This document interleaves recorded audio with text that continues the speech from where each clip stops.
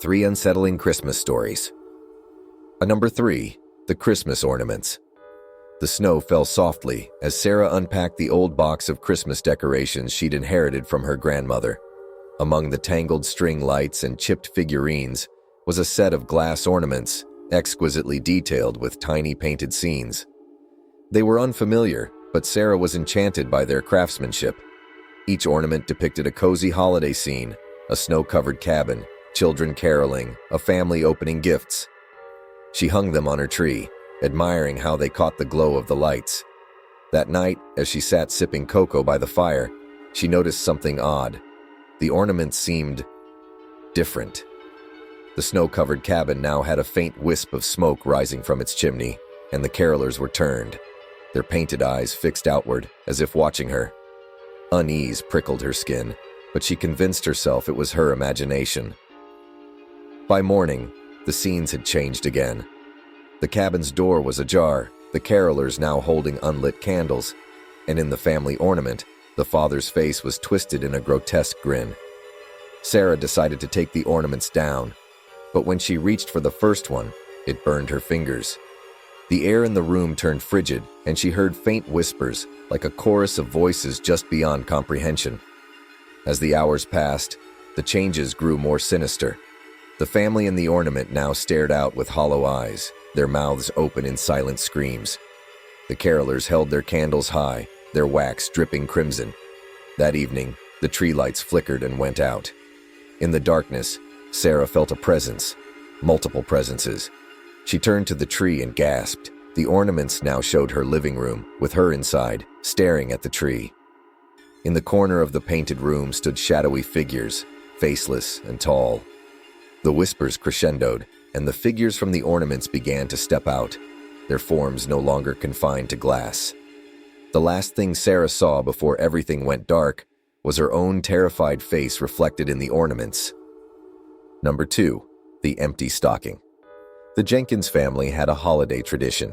Every Christmas Eve, they hung their stockings by the fireplace, each one lovingly embroidered with their names.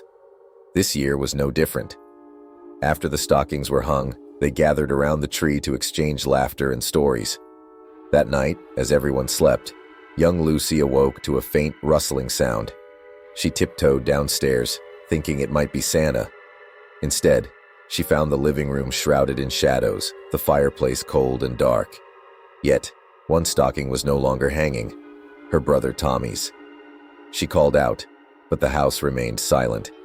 Then, from the fireplace, she heard a sound, faint, muffled sobs. Trembling, she approached, only to see the stocking lying on the hearth, torn and empty.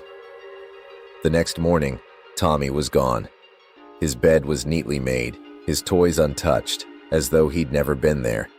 The family was frantic, searching everywhere, but it was as if he'd vanished into thin air. That night, Lucy woke again to the same rustling sound. This time, it was her stocking missing. She ran to her parents, but they dismissed her fears, believing grief was playing tricks on her. As the hours dragged on, Lucy's cries fell silent, her stocking returning to its place by the fireplace. The following morning, her parents found her bed empty, her room eerily undisturbed. The remaining stockings now bore strange markings, claw-like scratches running through the names. Years later, the house was sold, and the new family uncovered a chilling discovery. Behind the bricks of the fireplace lay a hidden chamber. Inside were small skeletal remains, each clutching a piece of fabric embroidered with names long forgotten. Number 1. The Caroler in the Snow. It was Christmas Eve, and the streets of the small town were blanketed in snow. Margaret was locking up the bookstore she owned when she heard it, a faint, haunting voice singing "Silent Night." She turned to see a lone caroler standing across the street, their face obscured by a heavy scarf and hood. Something about the figure unsettled her. The way they stood, perfectly still, their voice unnaturally crisp against the howling wind. Margaret hurried home, but as she approached her front door, the singing began again, closer this time. Peering out her window, she saw the caroler standing at the edge of her driveway, their head tilted slightly as if watching her. She called out, asking if they needed help, but the figure didn't respond. Instead, they turned and walked down the street, their song fading into the distance. That night, Margaret locked every door and window, but sleep eluded her. At midnight, she woke to the sound of footsteps crunching in the snow. The singing began again, echoing from outside. Gathering her courage, she peeked out. The carolers stood on her porch, their face still hidden. Margaret grabbed her phone to call the police, but when she turned back, the caroler was gone.